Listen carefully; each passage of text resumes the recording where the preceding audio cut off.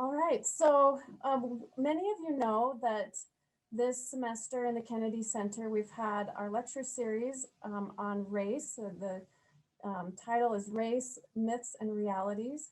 And as Stan Benfield and I were talking about all the different speakers, we thought it would be really good to have someone address how this relates to us as members of the Church of Jesus Christ of Latter-day Saints.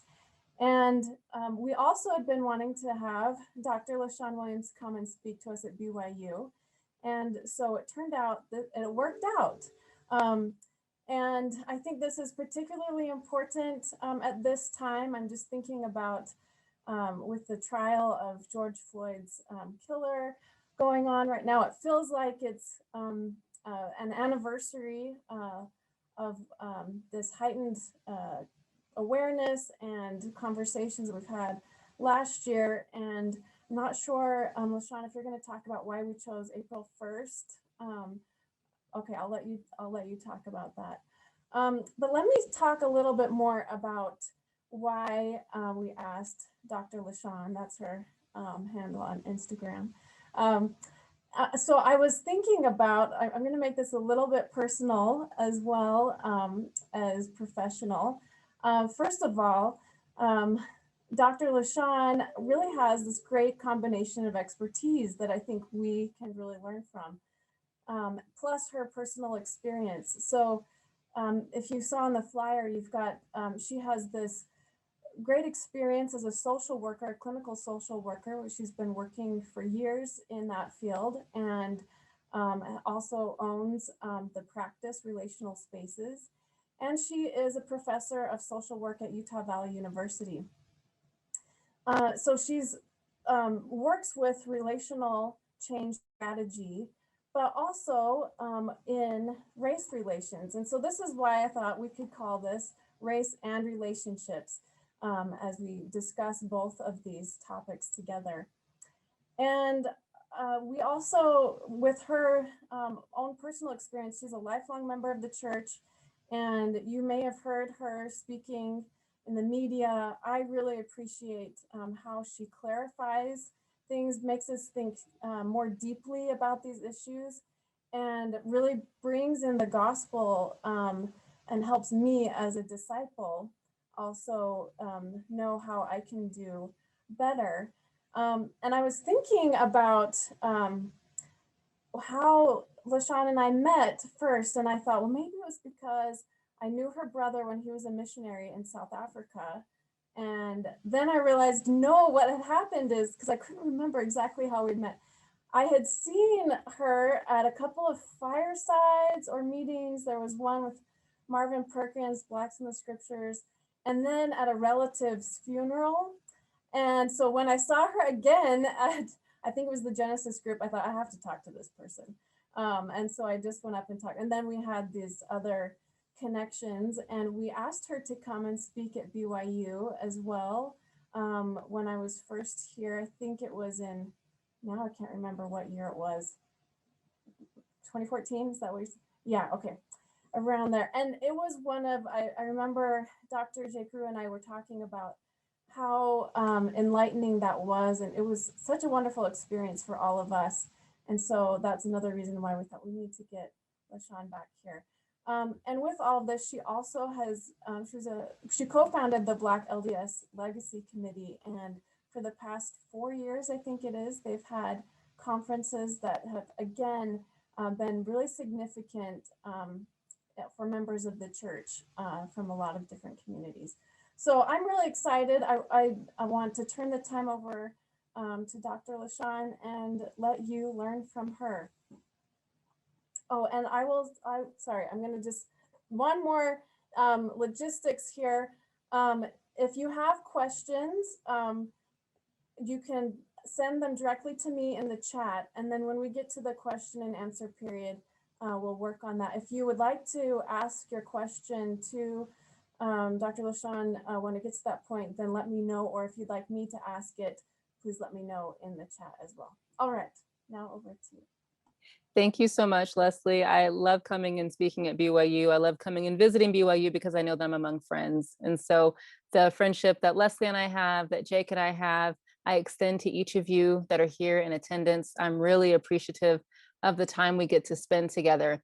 I had planned 90 minutes in my head, and I have dialed that back to about 35 to allow us to be able to have some time for really engaging Q&A. And then usually for me, if the Q&A is heading in the direction of a slide that I'd already presented, then it's an opportunity for me to bring that slide into the conversation. So I'm going to start us off with a shared screen, and let me tell you where we're going to go. With today being April Fool's Day, when I spoke with Leslie about coming together and having this conversation, I knew that there was only one way that I could begin it. And so we're going to begin at this place talking about the impact of truth and fiction, and how we can utilize difficult conversations and difficult realities as motivations for relational change. I'm going to walk you through who we are as an institution, as a faith, as a people, culturally, sociologically, right? And as a social sense, how we've been socially stratified. And I'm going to compare that to a couple of identity development models that I think really help us articulate where we are and why we are there. And then I'm going to move you into how do we create a path forward? How do we decide, all right, this is what we need to do. This is going to be the work. Here's how we put our shoulder to the wheel to move ourselves forward. And by the end of it, what is it that we would like to obtain by virtue of what is it we would like to create together? So I'm going to share a screen and start here with you.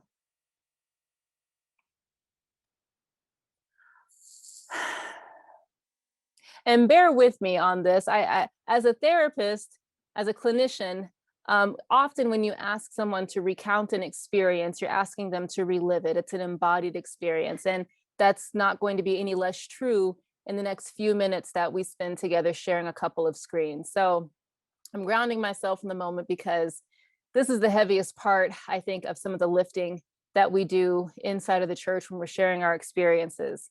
And on May 17th, 2018, I sent this text message to a friend of mine. And I said, have you seen this, this letter on the church website? Have you seen it? And my friend said, it's fake. Someone's trying to undermine this effort. I said, they have a fake letter signed by the first presidency? Definitely fake, the world of high tech that we live in. And I said, well, do they plan on saying that we're being undermined? Yes, I knew. They don't plan on saying we're being undermined, do they? I feel like our credibility is on the line. That morning, in 2018, my phone, the phones of the members of my committee, my Facebook feed, social media, everything was a waterfall as people realized that Mormon-newsroom.org was a fake website, and that this letter on the front page of that fake website was fake, on church letterhead, dated May 17th, 2018. A letter that is written as if it would be read across the pulpits. This is a letter that was not read across any pulpits. But I want you to understand why this letter and why I chose to lead with this on April Fool's Day is important. It's because in the conversations that came after so many people found out that the letter was a hoax, it was the connections that were created and the connections that were lost. I'm thinking immediately right now of a young returned missionary who we lost, who resigned from the church after this letter specifically came out. This is the thing that he said, I knew I couldn't do it anymore. And as I'm a member of many communities, my membership in the church and within the Black community in the church is precious to me. And having seen that this letter came out and that it was viewed as a tool for conversation, that it was viewed as an opportunity to shame or to embarrass organizational leadership in the church, that it was there to make an example and to force conversation at the expense of Black members' experiences, current, lived, past, present, and future. When having to walk people through this, and it's tough when you're on the receiving end of receiving, oh my gosh, did you see the letter? Did you see it? Did you see it? So many questions, right, that were coming to us. And like, yeah, I saw it. Can you believe it? No, I know, me either. Isn't it amazing? It's fake. What? No, it's on mormonnewsroom.org. Yeah, it's on mormon-newsroom.org. It's not on the actual church's website. It's a hoax. It's fake. It's not real. Someone did this knowing that the church was going to make an announcement or a statement with the NAACP today. It was set there as a positioning to embarrass the church. So many deep breaths. So many, are you kidding me? So many, I can't believe it. So many responses to what we were told was a hoax. It was a joke. Whenever you find yourself in the position to make a joke that has zero cost to you or zero cost to your experience, you may be finding yourself in a position of privilege. And because of that, you have a responsibility to be aware of how the walking that you do throughout the world affects or impacts other people. And so we're going to read this letter. I'm going to read it to you out loud. I want you to read it as you see it on the screen. And I want you to pay attention to what comes up for you and how you feel when you see it. Because this letter is an embodiment of a quote from one of my favorite movies called The Usual Suspects. And he says, the greatest trick the devil ever pulled was convincing the world he didn't exist. And I think the greatest trick that racism, race conversations have ever pulled on any of us is to try and convince us that it doesn't exist, that it doesn't matter, that it isn't a living and breathing entity that has effects on people structurally, systematically, historically, institutionally. The more we allow the hoax to be real, or that we allow ourselves to believe that racism isn't a thing, the more harm we inevitably and inadvertently perpetuate on other people. So we're going to read through this letter. And as I go through discussions about who we are as an organization and who we are as a people, I'm going to tie back to the potential of the words in this letter as a demonstration of how we can understand our identity as a people, as a faith, and as an institution. To general authorities and the following leaders in the United States and Canada, Area 70 state, commission, and district presidents, bishops, and branch presidents, dear brethren, President Nelson meets with NAACP, offers apology for history of racism. As I look around, I'm reminded that this is not the first time leaders of our church have sat in council with the leadership of the NAACP. The first meeting in 1963, prior to the October General Conference, resulted in a remarkable statement on civil rights read by President Hubie Brown over the tabernacle pulpit. It was a beginning. As I ponder on it now, I recognize how much we as a church must learn from our past. It's with a solemn heart that I address you all today. I have upon my shoulders a mantle that I don't suppose you can see with your eyes. It has a weight of its own and represents the responsibility and duty that accompany this office which I hold, the holy stewardship for the children of God, both within and outside of our faith. The trust inherent to that stewardship is no small part of its weight. This prophetic mantle of this dispensation of the fullness of times began on the shoulder of the founder of our faith, the prophet Joseph Smith. I imagine Joseph's shoulders strained at times to bear the weight of the mantle until they were relieved of that calling on the ground outside of Carthage jail. Still, the mantle passed on. To each of the brethren who have borne it since then, those men who have passed through the office I now hold, its weight and shape have persisted, adapted to the needs of the people and the inspired direction of our Creator. Each of us bear the same duty and responsibility in accepting this office, and in so doing, we also may be called upon to act on the principle of that mantle in completing or responding to matters started by our institutional and ecclesiastical forebears who also bore it before us. It is in that capacity that I address you now this day. Today, as prophet, seer, and revelator, and president of the Church of Jesus Christ of Latter-day Saints, I offer a full, unqualified apology for the error of racism which was taught from this office and in the tabernacle and over the pulpits of our churches the world over.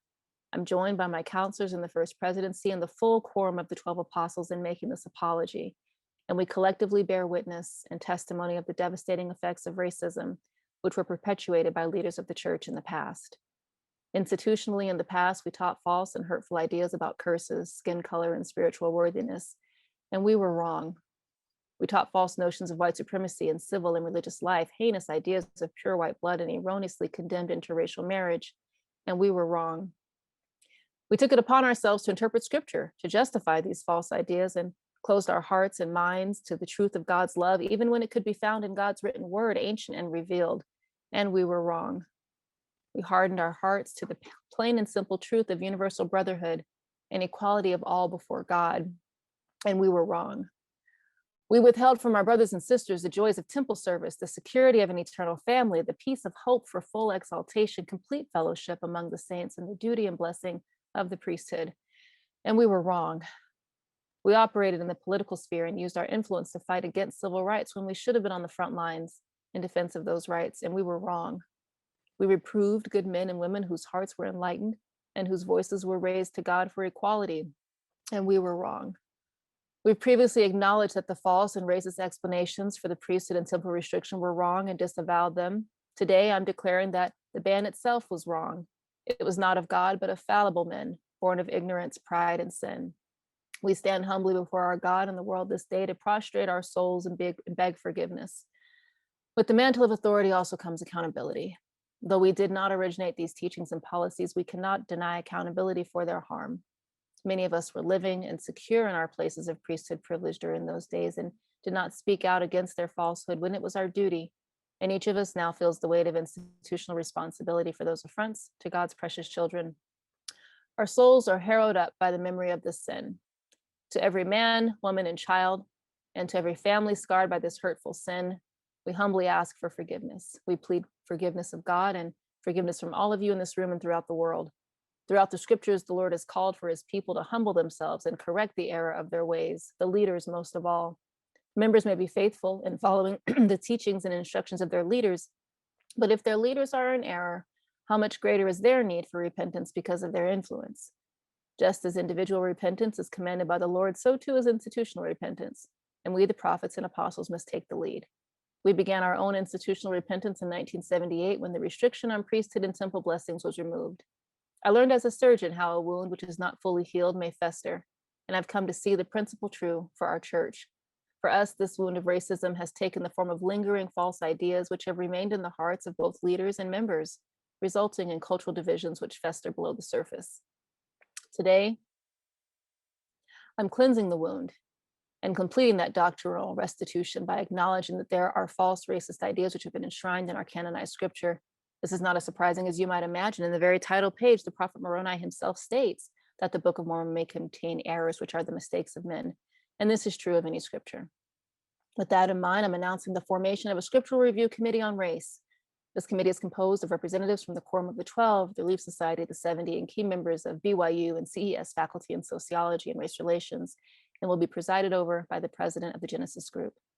The committee will take the next 6 months to review our current body of modern revealed canonized scripture and identify those faults of men around racism which have been left uncorrected. They will consult with experts in sociology, race relations, and theology from both inside and outside of the church and present their recommendations at the October General Conference this fall.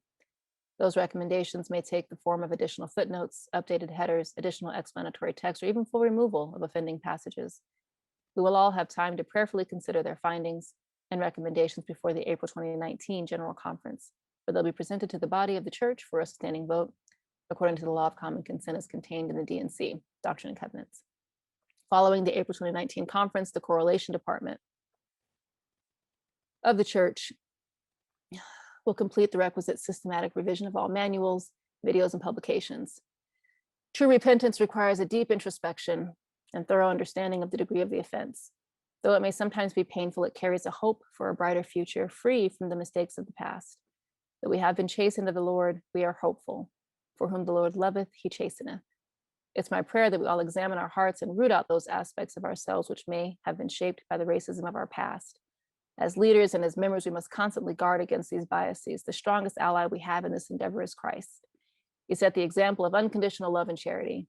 If we measure our hearts against that standard and always strive to meet it, changing where we must, even though it may be difficult, then we can stay on the path of discipleship and grow in faith and love for all of God's children.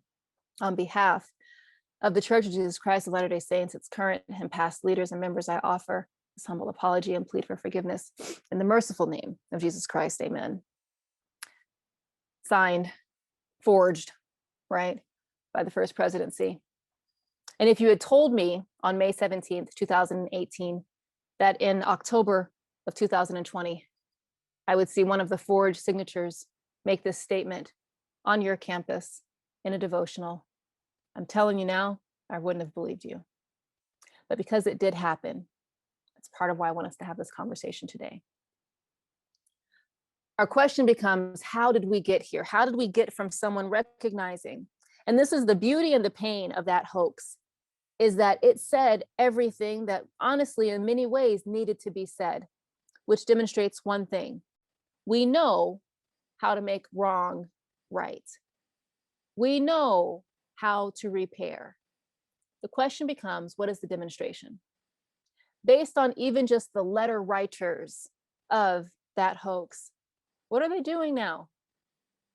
If they truly believed what they wrote as a joke, as satire, to affect the body of the church, what have they done to continue to move forward those efforts? Had it been something they truly believed in, there would be work around those efforts. But because it was an instrument, or I would say a weapon, it sits in my inbox, saved, so that I can read through it and remind myself of the work that I think all of us are called and committed to doing. So briefly, I want to walk you through 3 different models of understanding identity development. Because as individuals and as an institution, there is an identity that we are developing. And if we understand the stages, we can plan our steps to continue to make movements forward. So there are 3 different models that I'm going to briefly talk to you about in our time today before we open it up and start having discussion. First is minority identity. And you might be saying, but LaShawn, how does that apply to the church? Because as a denomination of Christianity, we are in the minority. And there are elements of minority identity development that fit us as a minority denomination within the Christian faith. I'm going to walk you through those 5 stages. I'm going to talk to you about how that letter shows up in these 5 stages, how people's responses to that letter show up in each of these 5 stages. I'm going to talk to you also about white identity development. Well, how can we be minority? Are you also saying that we're white? We are an organization led by 13, at least, white men. We are a white-led organization, an international church underneath white leadership. So understanding how white identity functions, how it is created, how it moves through its different stages is going to help you understand how the identity of the church is affected. Yes, our worldwide membership is multicultural, multiracial, and diverse, but our leadership is not there yet. And then finally, we're going to talk about organizational identity and this continuum of change efforts using 5 words you can find in the dictionary.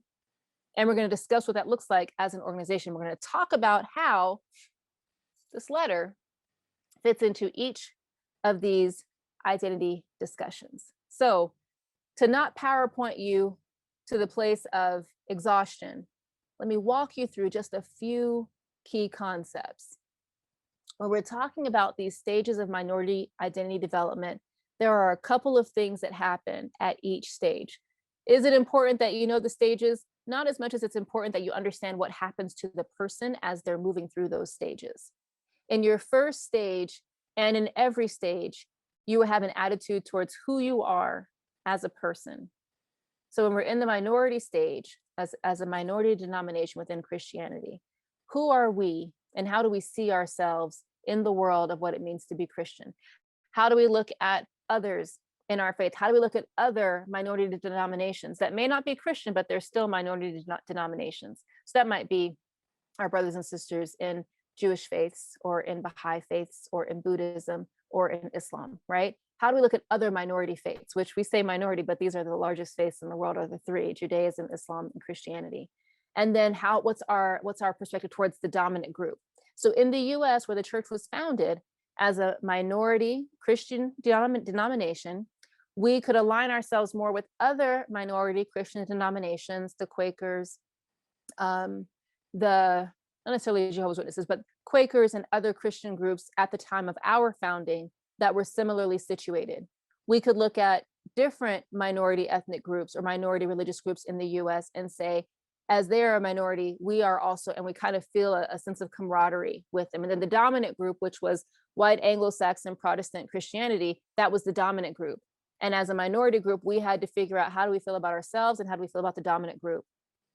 In many ways, we looked up to the dominant group and wanted to be like the dominant group. And anytime when you're moving from one stage to another, there's a crisis that happens. There's an event that happens. Something gets shaken up. When you think about the history of the church and you think about, well, when did we experience our shakeups? One of the most immediate ones we can think of is the pioneers who moved from place to place to place to place to this is the place, right? Because that minority identity development process was demanding it of them because of what was being pushed upon them. So when you move into that second stage, you have this experience of dissonance, which says, okay, I'm trying to be like this other group, but I've been reminded that I'm not that group. And so because I've been reminded that I'm not that group, then I'm going to steel myself by only liking my group and by banding together and by looking out just for myself. That is when you see the pioneers banding together and saying, this is who we are, this is who we're going to be, and we're going to look out for each other because no one else is going to look out for us. What is the event? What's the crisis that created that? You think about the extermination orders that we have had to be under as a faith, right? And that experience of anxiety is what's saying, okay, I can't trust anybody. I can only trust myself. So I only like myself. Anxiety seeks to be soothed. It's a fear response. It's built in the body as a protective mechanism. And so when, as a minority identity, we experienced anxiety, we sought to be soothed. And in that soothing, then we went into this place of caring only about ourselves and then distancing ourselves from the majority group. And so as we moved and as we were kicked out, or as there was an extermination order, or as we were forced to move because of the alignments that we were establishing with Indigenous, Black, and Asian diasporic groups here in the US, we said, okay, fine, we're just gonna look out for ourselves. And that's what we're gonna do. We're gonna form our own militia and we're going to take care of ourselves. And we do not appreciate the white Anglo-Saxon Protestant group that rules over us as a minority faith in Christianity or a minority denomination in Christianity. And then an event happens. And now you've got to get statehood. So do you want to continue where you are in this Utah territory? Or do you want to become part of the United States? Now we're back in this place of anxiety and we're introspecting to figure out, why do I feel like I feel about myself as a minority denomination within Christianity? What is happening? And as soon as that anxiety is there, now we're looking and we're comparing ourselves with other minority groups. We're saying, okay, what benefits, what costs? What helps, what hurts? And we're trying to move out of this anxiety and to get soothing so that we can have safety.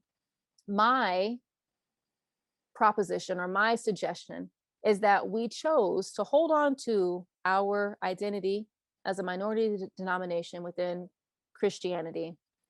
And we also chose our ability to identify with whiteness as a safety element for us. And it moved us into that final stage of minority identity development, which is an integrative awareness, which allowed us to commit to our own personal values of ourselves as a minority Christian denomination. And it allowed us to benefit from the access of having white leadership. And that allowed us to then move into this phase of protection and safety, but always knowing that we kind of float under the radar. So now, what does this have to do with a hoax that's put out to try and point out the failings of church leadership? It's this reckoning that the letter was attempting to have by saying, because of your history, because of your experiences, you better than anyone else should know what it is like to be outside, to be on the margins of acceptance. And because you understand what it's like to be on the margins, you can be one of the first to walk into the center because of the positions that you hold. This is an important piece to understand. So if we move through and we survive what it means to be a minority group as a denomination of the Christian faith, and we find this place of commitment and of a place where our anxiety is slightly relieved because we're able to choose access to whiteness through having white leadership. Now, if that is the case, and if to be Mormon is to be white, then where are we at in our whiteness as an organization and as an institution? Paul Reeve, Dr. Reeve, in his book, Religion of a Different Color, says, so successful were they at claiming whiteness for themselves that by the time Mormon Mitt Romney sought the White House in 2012, he was labeled the whitest white man to run for office in recent memory. Dr. Reeve says Mormons once again found themselves on the wrong side of white. And this is how this remembrance of never forgetting your roots, remember who you are, remember where you came from, these things that we say as part of our families, we are rooted in having survived an oppressive experience and having been able to get to a place where we could then choose our own adventure, create and structure our own state, and be able to establish our own safety. So now we have to actually look at ourselves as from the perspective of white identity development to understand where are we now and where can we go. And white identity development also has its own stages. A couple of them I want to go through with you. The first one is when we're kind of oblivious and we don't really pay attention to race, and we're like, oh, I mean, it might exist, but it's not a big deal. We don't have any really experiences with it because we believe all are alike unto God.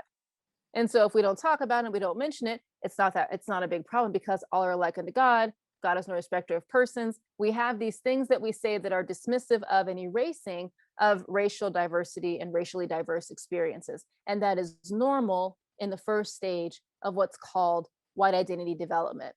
They're considered unimportant, insignificant, and we rarely see ourselves as dominant group members, as people who have biases and prejudices. We see ourselves as, because it's not important, I don't have it. And if I don't have it, then of course, I don't think anything negatively about other people.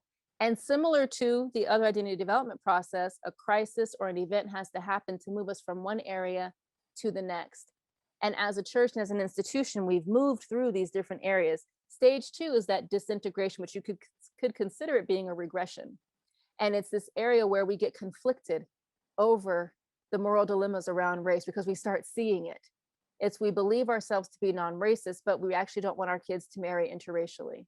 Think about how our church has discussed interracial marriage. Think about how our church has disavowed this, but hasn't promoted it and said, hey, it's going to happen.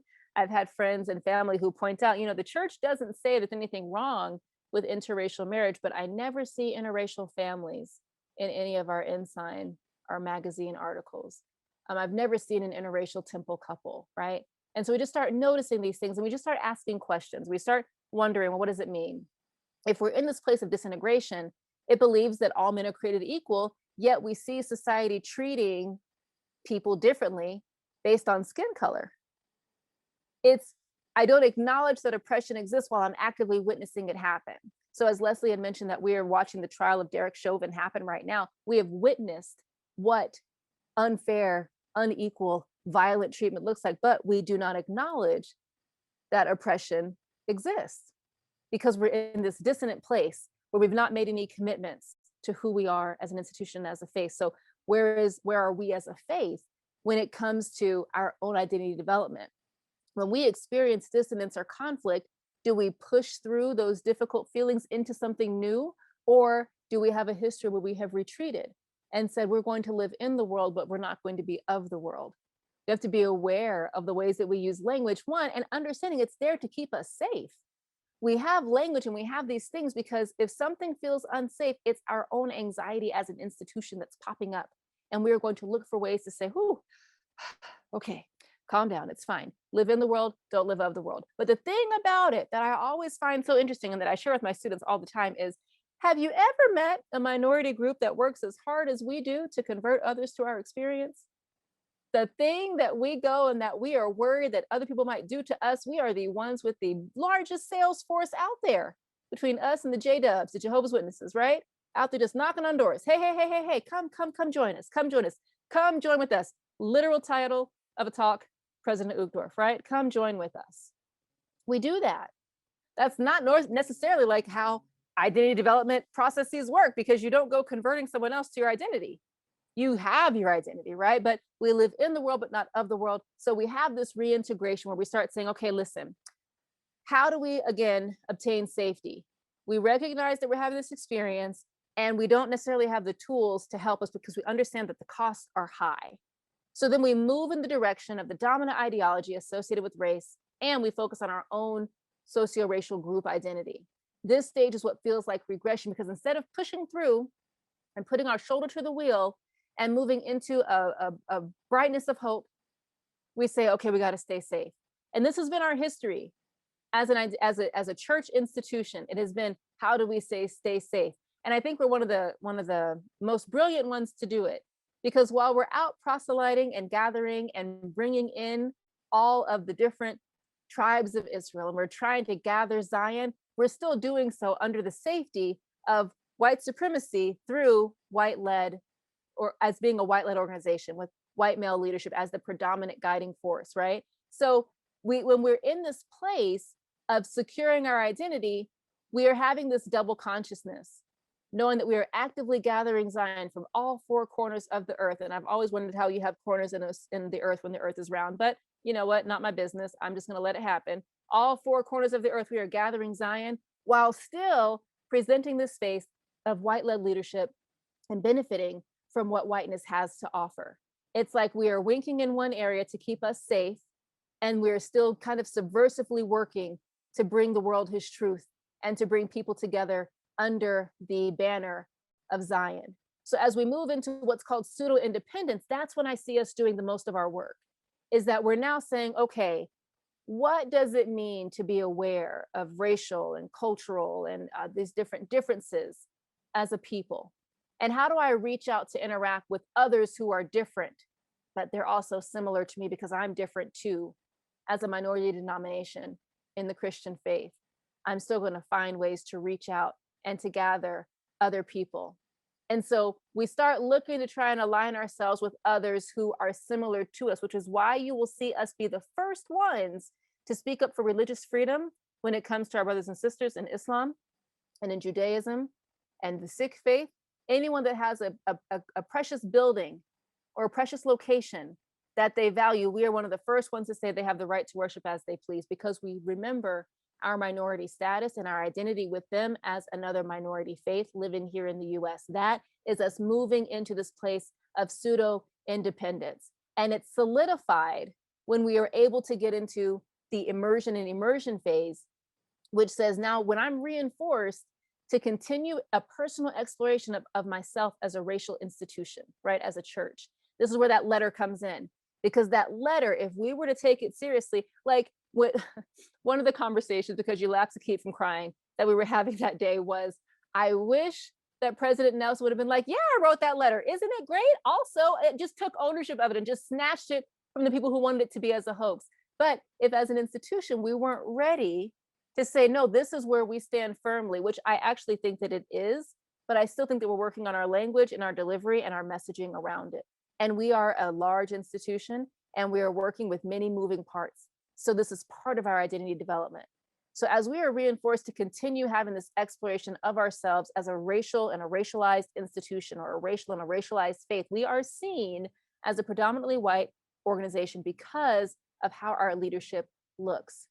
So a lot of these identity development models, similar to like what Dr. Janet Helms wrote and Dr. Richard Cross, that did identity development models back in the 70s, when we see that there's an increased willingness for us to confront our own racial biases, there's an increased willingness to redefine what whiteness means, or to become more activistic in directly combating racism and oppression, we are seeing people that are increasingly experiential and increasingly having an affective, an emotional understanding of what this means to change. This is why that letter was such a high and such a crashing low, because it demonstrated we are willing to take accountability and to take account for our actions, but also to work to repair the harm and to move forward together as a community of Christians and as disciples of Christ, which would get us to like this final stage of identity development that's called autonomy. And the autonomy in it talks about understanding our whiteness, but doing so with reduced feelings of guilt. Understanding that, yes, we are predominantly white led, but we are a multicultural and multiracial institution.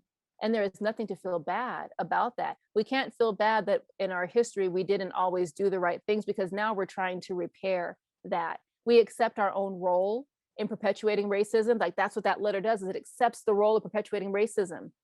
And it states a renewed determination to abandon white supremacy, white entitlement, whatever we'll be calling it that day. It leads to us being able to stand on our own 2 feet as autonomous as an institution.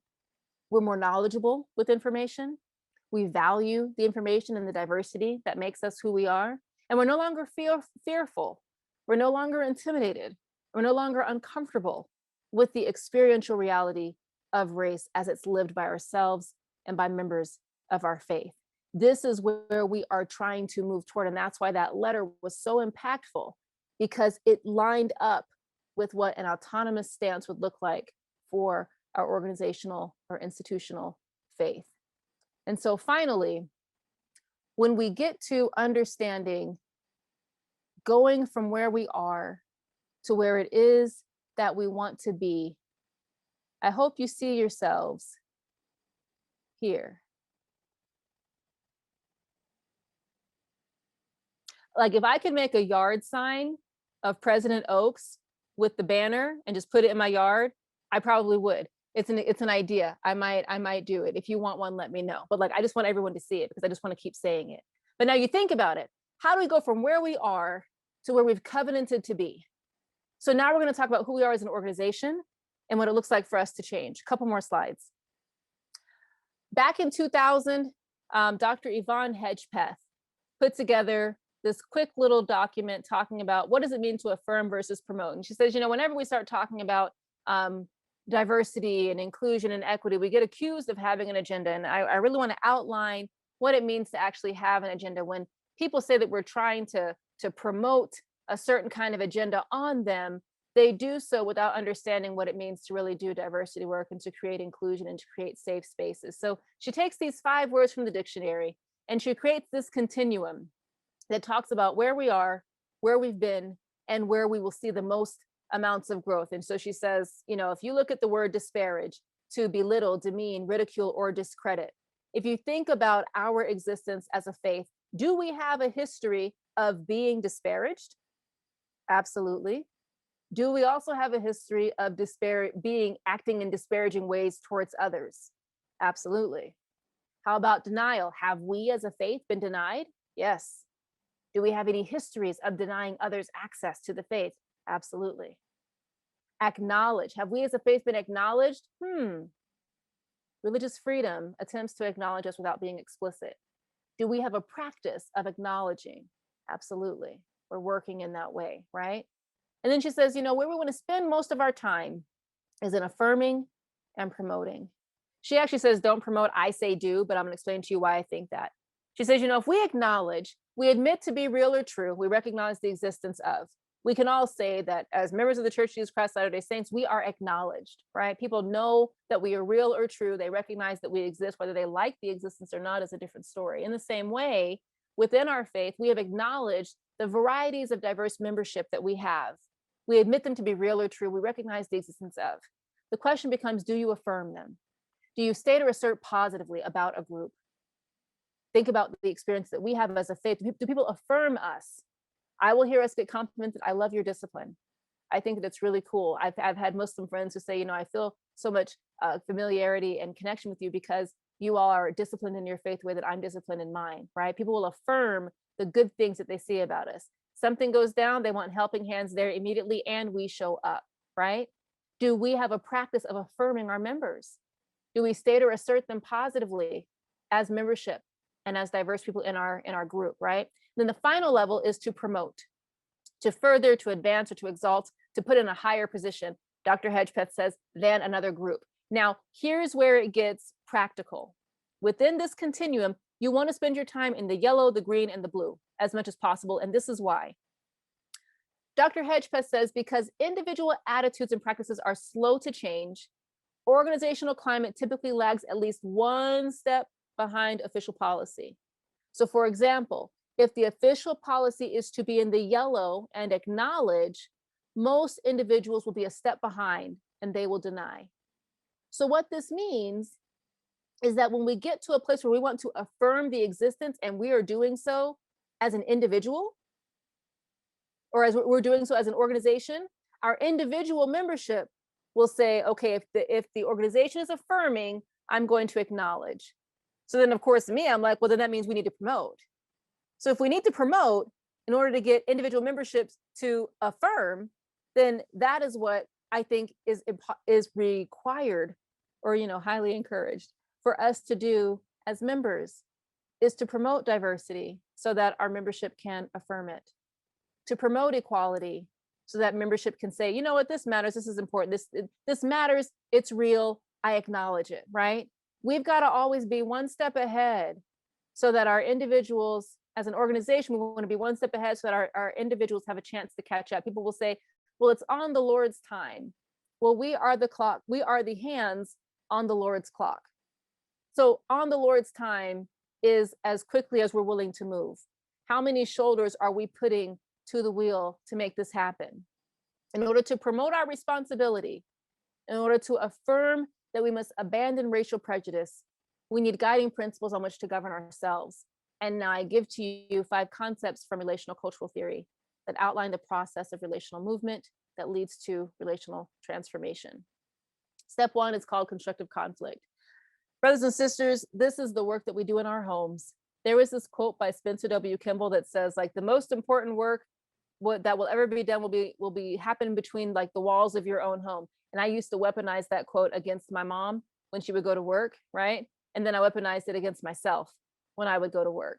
And I would feel bad that I was not working in my own home. And then I realized the effect of my example on my kids, who saw the value of education, who saw the value of being able to be a small business owner, who saw the value of all the things that mommy was doing to work in the same way that I saw the value in all the things that my mom was doing to work, right? And I started seeing that quote differently. And I said, the most important work I will do will be in the walls of my own home. And I saw that it's good work, right?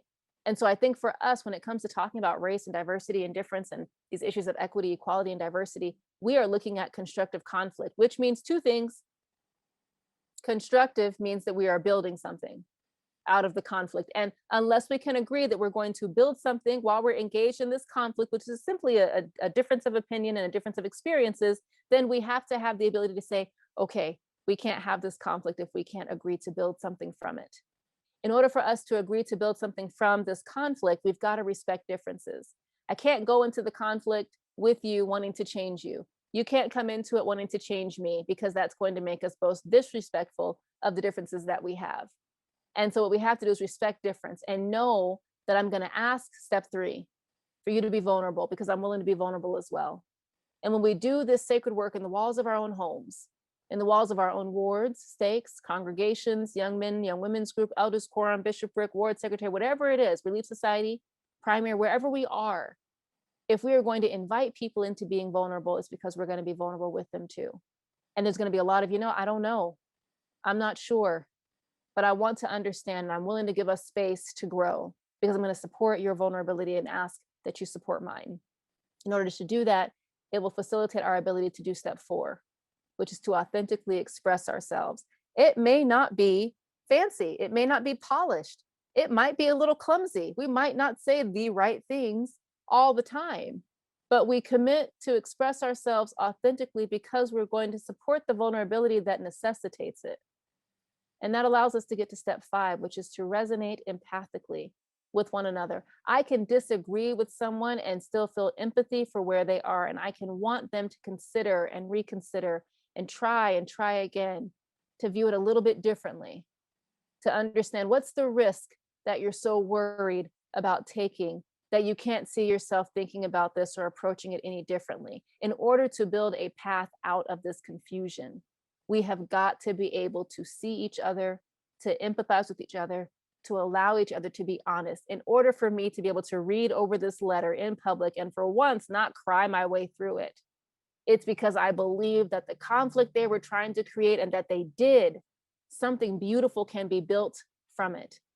There are things that we can respect about one another and that we can engage in a healthy way because we support the requirement of vulnerability, because to be vulnerable is to be courageous in sharing your truth and in saying, I don't know, I'm not sure, I don't know, I'm not ready. It makes me uncomfortable. And I don't know why it makes me uncomfortable, but I've always tried to stay safe by having this belief about it, whatever the it is, right? To authentically express and to let there be space for that, to stumble through your authenticity so that you can empathically resonate yourself with another person.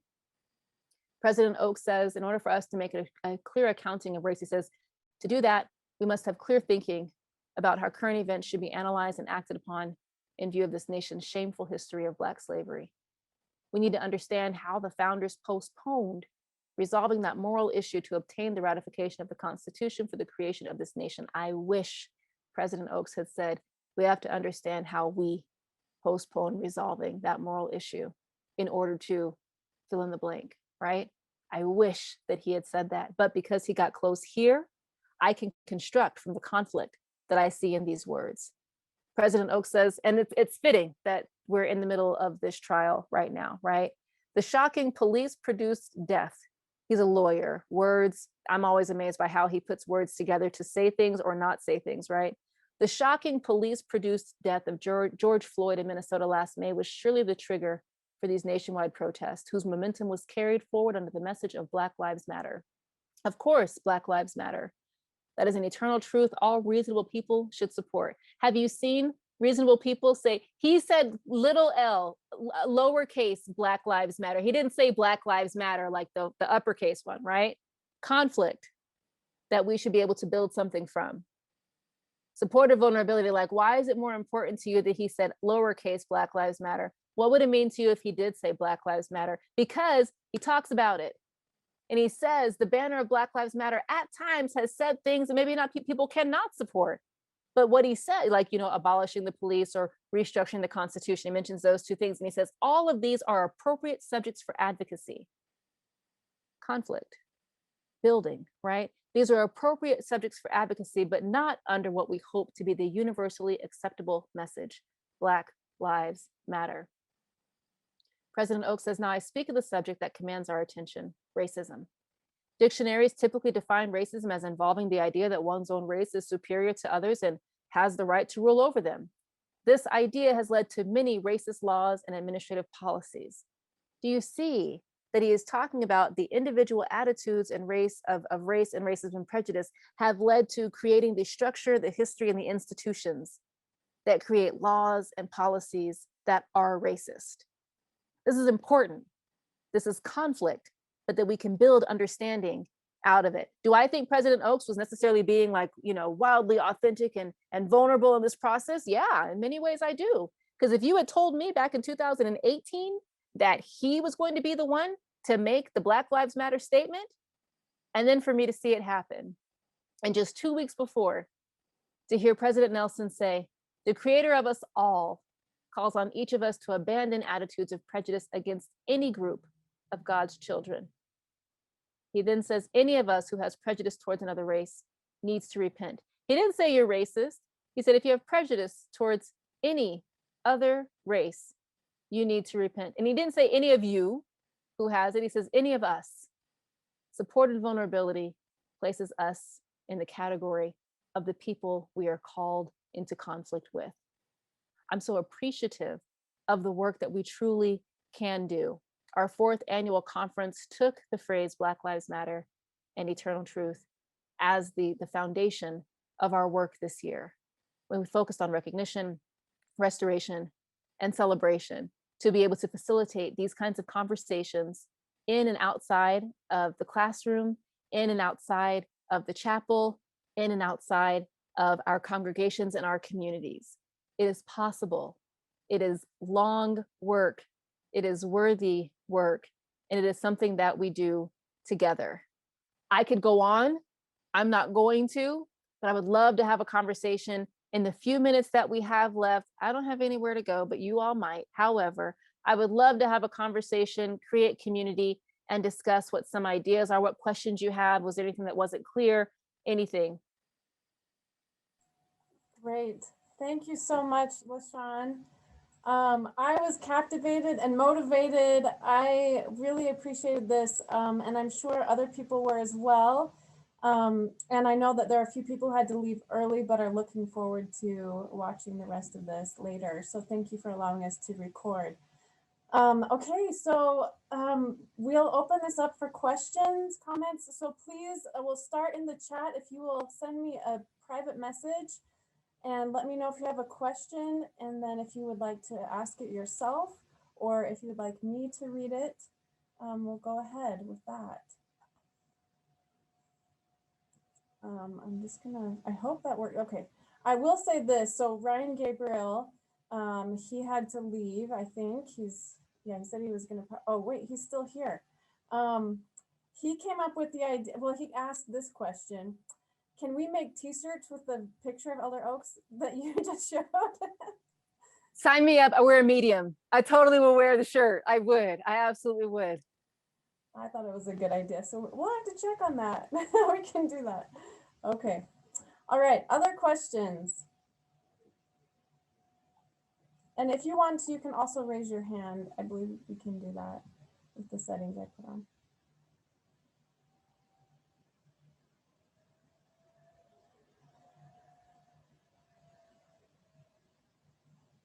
Okay, Miranda, I hope that you can, okay, unmute yourself. LaShawn, thank you so much. That was just a really wonderful presentation. I'm trying to figure out how to moderate class discussions in ways that are respectful to, so I teach in the English department. I teach medieval literature when I'm teaching in my field, but I have to teach lots of things. So just actually yesterday, I was teaching a text written in the late 1600s about English colonial, set in an English colony. And I'm just trying to build skills so that I can make sure that my students can have a constructive conversation, but at the same time, not perpetuate trauma and anxiety for the students of color in the classroom as well. Yeah, it's a heavy work, isn't it? Right? Like, how do we set up the classroom so that we're aware that we may stumble through a few things together? Our commitment is to make sure we get back up, and to always, take pause at times. And I think if you have a question, being able to preface it with, I've got a question. I think this might come out wrong. I don't know how else to ask it, but I'd like to try. That's vulnerability. And so the thing is, if we set it up in the classroom and say, listen, there might be times where you really want to ask a question, but you know enough to know, I don't know if this is going to come off the right way. Let us be a classroom and a community of people who say, okay, yeah, you're probably going to step on my foot and it's going to hurt, but I want to be able to say, if you step on it and you say, oh my gosh, I'm sorry, that I can say thank you. Because so often someone steps on our shoe and we're like, oh, I'm so sorry. I'm like, oh, it's okay. It's not. My foot was stepped on and it hurt. So thank you for apologizing for stepping on my foot. The hope is that once we go through it one time, that maybe that will be the only time we have to go through it. And if we notice that we're still bringing things up and perpetuating it, then it's like, okay, is there something else going on that we need to talk about? And then how do we do that so that we can reduce the harm on bystanders? Right? It becomes, how do we have those conversations? How do we do that individual interpersonal work with one another? Because as I tell my students, power talks to power, like faculty to faculty, right? But then also privilege talks to privilege. So whenever I find myself in a situation where I feel like I've got to go with my in group and say, hey, the things that we're saying and doing, they're not hidden right. They're landing wrong. And I think they're causing some harm. How can we do this differently out of the earshot of the folks that we're harming? Because not everyone wants to see you do that work. And when it comes to literature and language, it's like, do we keep this word in there or do we take it out? What do we do? Context. Let's engage the context about what's being said, because there's always a message being communicated. That's the entire purpose of language. So I think, naming that anxiety is going to come up and then using language to address the anxiety. I think, the 1-minute response papers or the reaction papers where people can really, this is how I felt when this thing happened in class, and then being able to address that gives everybody a chance to, and, have a healthy conversation. And it's an ongoing thing, ongoing practice. Was that helpful? Sorry, long answer, short question. That's great. Thank you. Okay, we have a question from Yuki. Well, two. She just sent in another one. So she's on the train. And so I'm going to ask these questions for her. And maybe I'll just ask the first one and then we'll go to the next one. Okay, the first one is, how do you find balance? Following leaders and trying to be faithful while being hurt still and wanting more accountability from the church as an institution. In these spaces where we're able to have these conversations is what's really sustaining for me. I consistently say, and I'm just waiting for my phone to ring one time with like President Oakes on the other line, like, hey, how can you keep saying I'm not in your top 5? Like, I'm working here, I'm trying, right? I will often say, President Oakes is not in my top 5, but I tell you, the man is working. If you had told me in 2018 that this is what I'd be hearing in 2020, I'd be like, if you don't stop it, that man is a lawyer. He is never going to say those words because he knows what words mean. And yet he has said them. I am wanting to see what this weekend is going to look like. The balance for me is knowing that even if it's a small pocket, the pocket exists where I can go and I can have these conversations, where I can ask my friends, hey, can you talk to somebody? Like, can you protect me from having to go through this? Because how do we create a relationship where it's more of the up and like the down is at least manageable, because I can anticipate it, I can make my way through it, but also I can leave it if it's too much. Like, a lot of the balance is about understanding what our own boundaries are, what we can and can't enter into. And like, I don't go into spaces that I can't get out of. And so I'll start asking in advance, like, tell me what's the vibe, who's in the room, like what's going to happen. And I'll give my friends a heads up. If I have to take a call from my grandma, that something has happened and I'm just going to check in with you later. But I have to create that boundary to give myself balance, because my friends who are in privileged places, they don't see it. So they're not going to catch it. It's not going to hit them as quickly as it hits me. And I have my own tolerance level. I know when I reach threat level orange, I then give myself permission to leave. And I've already told my friends in advance, if I take a phone call from grandma who has been on the other side of the veil since 2017, it means something got hot and it was time for me to leave. So I have to start creating that balance and teaching my friends how to hold and to guard that space for me too. They might say, you know what, you might want to go call your grandma. Bet, thank you. I will go call Granny right now. Because if they see something coming, that becomes our relationship. Either I know when I need to exit, or they know when to tell me, hey, this is probably going to go left.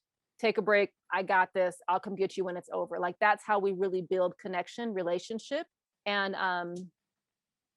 transformation. That's honestly it for me. Well, this is a related question, Yuki's second question, and that is, how do you dive in to deconstruct racist ideas or to learn the truth without letting yourself be consumed by it, like being filled with anger? And she's asking this as a Black person. Yes. I think anger is part of the process, because anger, in my clinical word, anger is a secondary emotion, and it is there to mask a primary emotion, usually sadness or fear or guilt, something softer.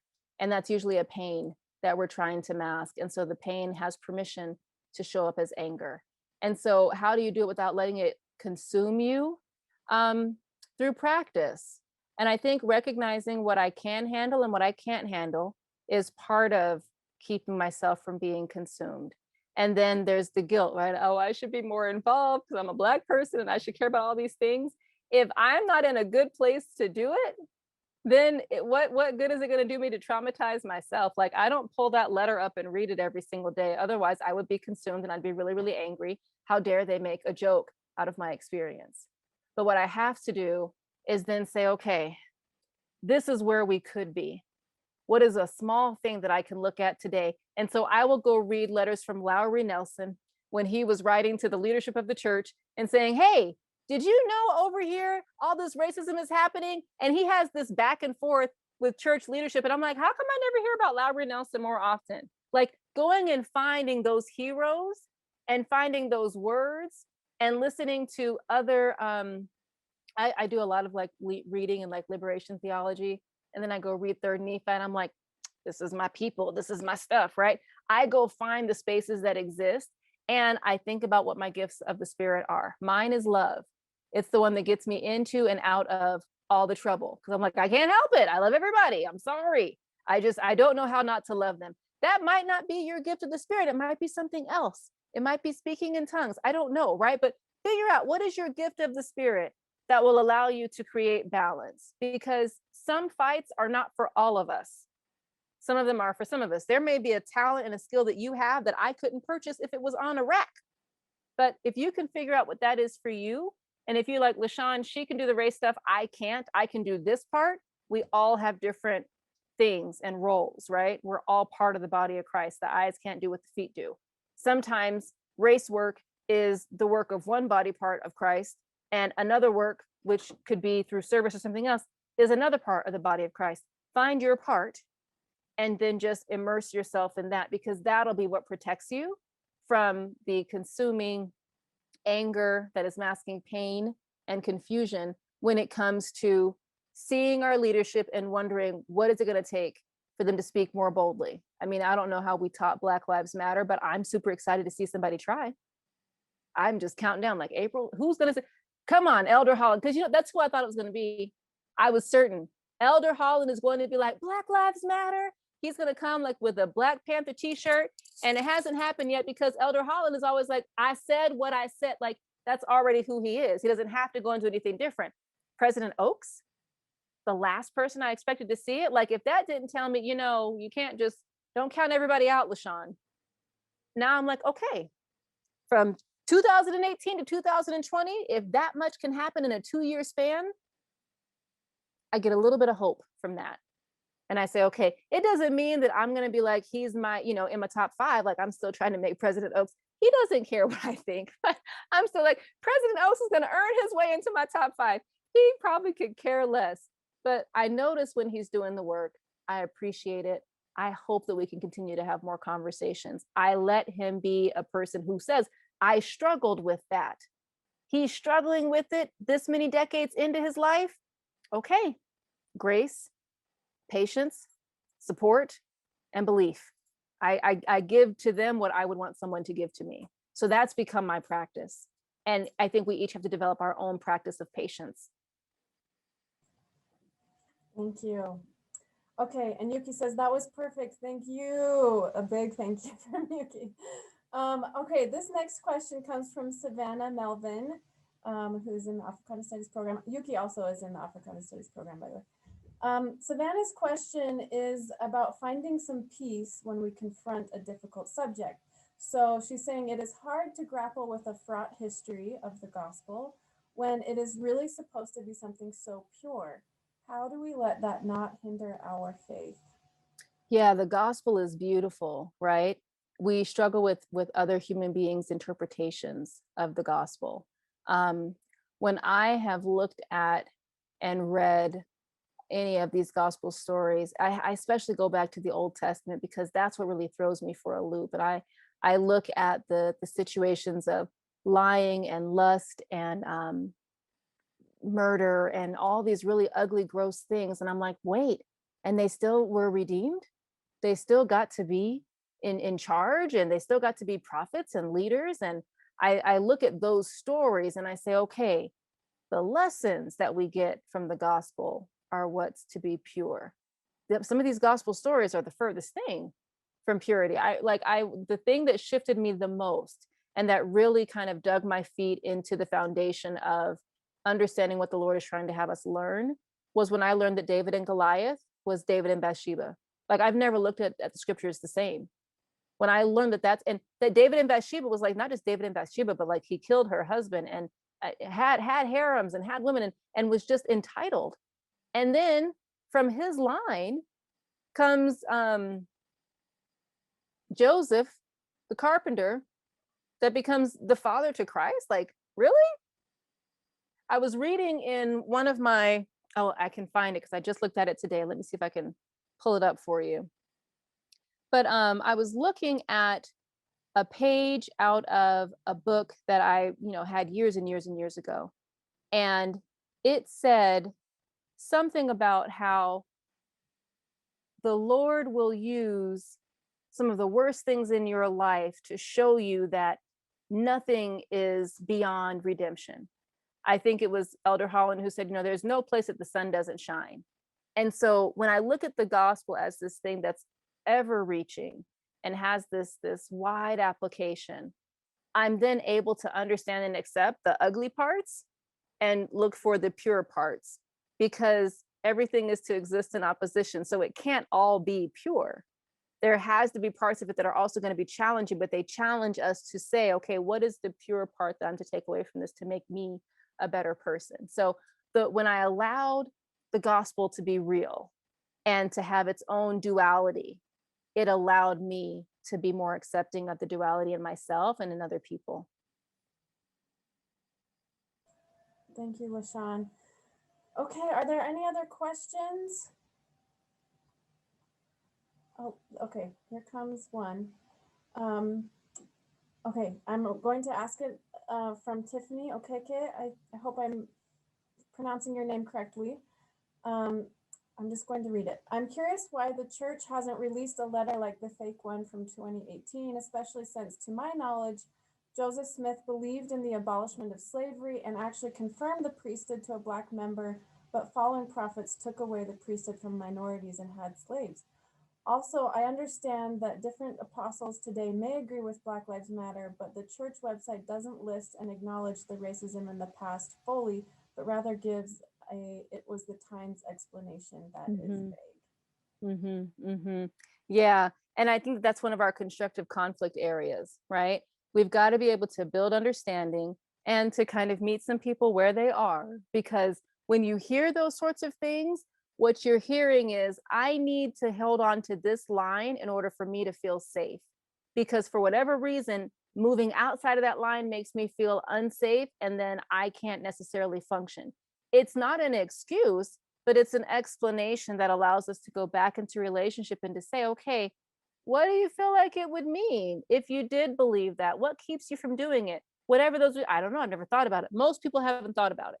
So when the church allows a letter, or doesn't even acknowledge that the letter exists, right, and just kind of goes on about its business, what we're looking at is an organization trying to figure out what is it that we then do. And one of the things that I think helps, but also is kind of confusing for the church, is how many moves that they will make in silence. And then they will just say, look at this wonderful program that now exists, like no fanfare, nothing, but it's like, here's this wonderful conversation about boom, boom, boom that we've had about race and racism. And it's like, why don't you announce that?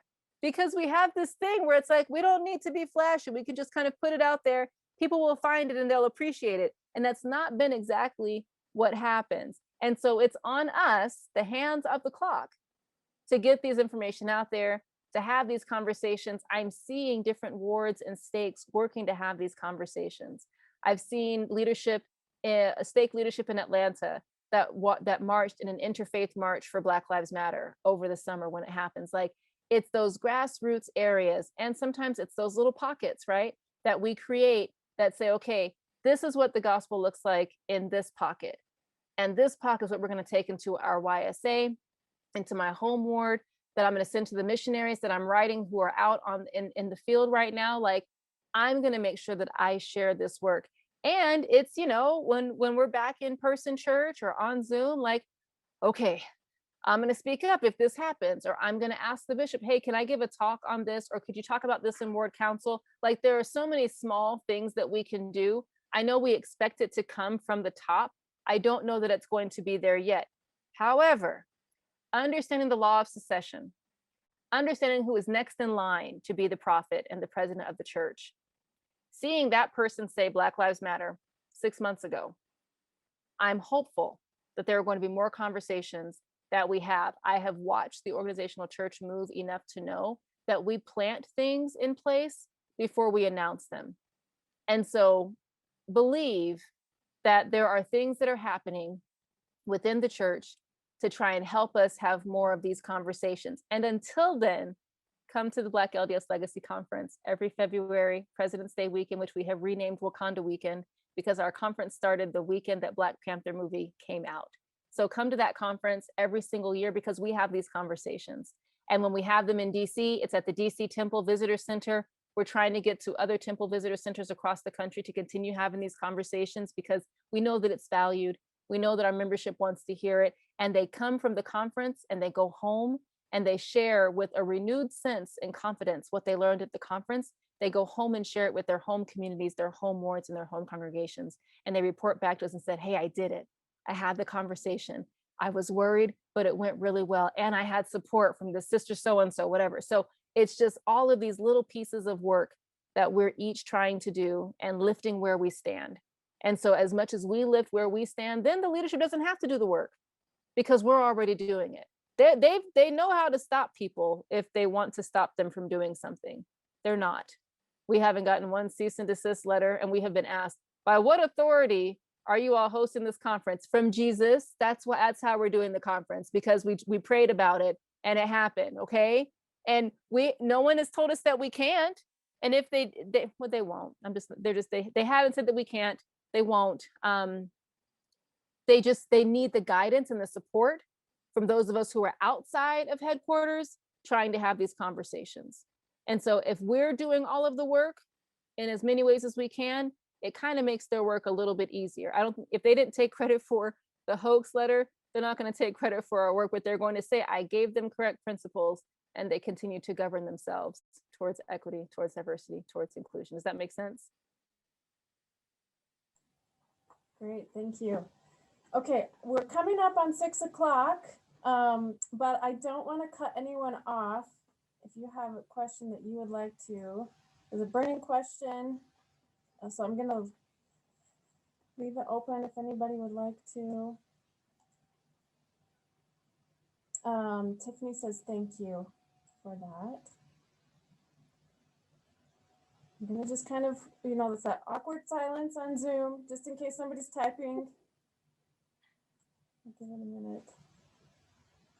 And then I think I might throw in one question. Okay, maybe I'll throw it. Oh, okay. Oh, yes. So Savannah's asking about the conference information. So this is one thing I was going to say. You can follow Black LDS Legacy on social media. And okay, any other, how else can people find out about these conferences? Follow us on social media at Black LDS Legacy. That's kind of where we're at right now, is Facebook and Instagram, a little bit on Twitter, but mostly those two. Our conferences are posted on our Facebook page. You can go back and watch all the videos and lectures and presentations that we've had from 2018 through 2021. Such a great resource. And I know I've referred people already to those. Read them. Okay. I'm a little hesitant to ask this question. I don't know how much you can say, but I know you were involved with the B1 event. Yes. And I wondered if you could share your experience. I mean, I'm sure there's a whole history here that we could do another thing. I just wondered how that felt to you in this broader discussion about where we're headed as a church. It was beautiful, and it was at times traumatizing. It was really confusing, right? Because you're seeing the inner workings of the organizational church, and you're recognizing how human so many of our brothers and sisters are in the church, who are very well intentioned and want to do a good thing. What I've carried with me the most, and that I was reminded often by both sisters in Zion who were on the committee with me, they said, remember that every single thing we asked for, we got. They never said no to anything. Like there were some very tough times. There were some very frustrating moments, but we really had to hold on to, they could have said no to everything. The thing that warms my heart the most is they had a dinner before the event, which involved some of like the leadership, right? The quorum of the 15, right? And they had told us, we're going to have you all sit up on the stage with us as committee members. And we were just like, oh my gosh, are you serious? Like, it was just weird, like, starstruck moment. But I was sitting at a table with one of the 15, and they were telling us about, they said, I'm so sorry that we're tired. We just got in today. And we're like, just got in from where? And they said, well, we were in Chile. We were supposed to be in Chile until Sunday, but we didn't want to miss this. We didn't want to miss this. We knew we had to be here. So we came home 2 days early so that we could be here and see what you all had put together. And it's those moments that stay with you when you see that when given an opportunity to show up, I've seen our leadership do it. If it's not their immediate, if it's not their wheelhouse, if it's not the language that they know, right? I'm allowing I allow them to have that a little bit of that discomfort, like I don't really know what to say or how to do it. But if you're gonna do it, I trust you and I support you.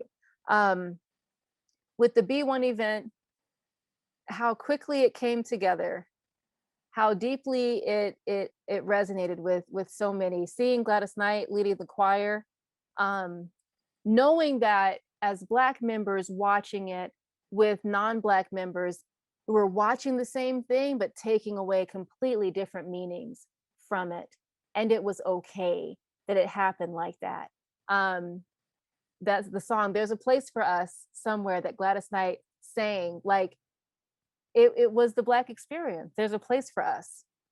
And looking at our membership and our history in the church, there's a place for us. And just being able to connect in those ways was just so reaffirming.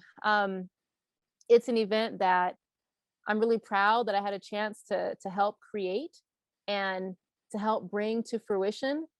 It put us in the same level and standing as Luz de las Naciones that the Latino diaspora will have, and the same way that our Pacifica diaspora will have celebrations. Like that also was a celebration for Blackness, but it was our priesthood celebration for the church. And celebrating the restoration is what it should have been. And that was always the focus. And it was, how do we commemorate the 40th year of our restored place in the church? And that was one of the ways to do it. And then, you know, when the worldwide celebration is over, we continue with the conference, because we feel like that is our work to shoulder, and we're happy to do so. And as long as we're not getting any letters from church headquarters to stop doing it, we will continue. The B1 celebration was an excellent confirmation that we are heading in the right direction with the work that we're doing. Well, I want to thank you, LaShawn, for all of the work that you have done, and even before coming here and coming to speak to us. And I don't think I have the right words. It's great work. I know it's ongoing, and every bit we really appreciate. So if we were in person, we would have a big round of applause. And we will, like I said in the email, we will invite you to campus in person when we can be in person, so that we can have more interaction. So, okay, thank you, Thank everyone. you so much. And happy Easter and happy conference weekend. Yes, enjoy.